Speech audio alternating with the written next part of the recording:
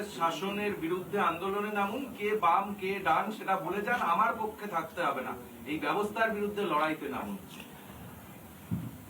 এই মুহূর্তে পশ্চিমবঙ্গে যে পরিস্থিতি তৈরি হয়েছে সেটা হচ্ছে মমতা বনাম জনতা।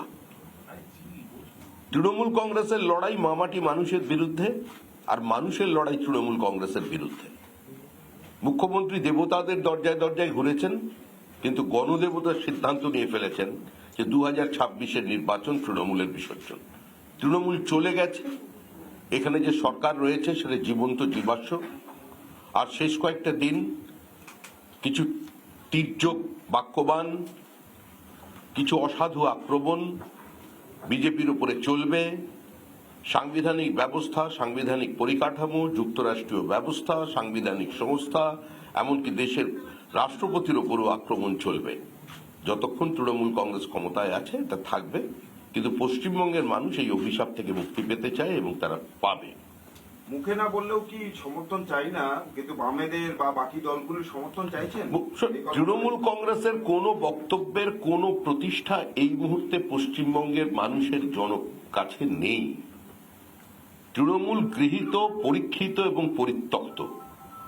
তৃণমূল মানুষের বিশ্বাসের সঙ্গে প্রতারণা করেছে। তৃণমূল মেধাকে প্রতারিত করেছে।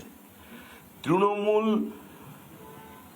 জমির পাট্টা গরিব কৃষকদের থেকে কেড়েছে। তৃণমূলের কারণে আলু চাষি আত্মহত্যা করছে। এই সরকারটা কৃষক বিরোধী সরকার, শ্রমিক বিরোধী সরকার, এই সরকার শিল্প বিরোধী সরকার, এই সরকার শিক্ষা বিরোধী সরকার। তো মানুষ জীবনের সর্বক্ষেত্রে যে রাজনৈতিক দলটা দুর্নীতির সঙ্গে সমর্থক হয়ে গেছে, আমার মনে হয় না তাদের আর পশ্চিমবঙ্গে ক্ষমতায় রাখার প্রয়োজন আছে বলে কোনো মানুষ মনে করছেন। নির্বাচন কমিশনের নোটিফিকেশন, সেখানে বিজেপির প্রতীক, তার চিহ্ন রয়েছে এবং পলিটিক্যাল মিস্টেক নাকি পলিটিক্যাল ইন্টেনশন। ও সব ছাউল কি হয়েছে? কালকে আমি একটা যদি মুখ্যমন্ত্রীর প্যাড কোনো জায়গা থেকে জোগাড় করে একটা বিজেপির ছাপ মেরে এগুলো শিশু সুলভ ব্যাপার। এইগুলো থেকে কোনো মানুষের থেকে কিছু গ্রহণ করবে না। মুখ্যমন্ত্রীর কাছ থেকে এগুলো প্রত্যাশা করা যায় না। এতদিনের একজন যার রাজনৈতিক রাজনৈতিক ব্যক্তিত্ব, 3 দিন বারের মুখ্যমন্ত্রী, তিনি আজকে এই কাগজ নিয়ে কি রাজনীতি করবেন? এটা কাগজের রাজনীতি নয়, এ রাজনীতি মানুষের মনের রাজনীতি, সেখানে আর উনি নেই।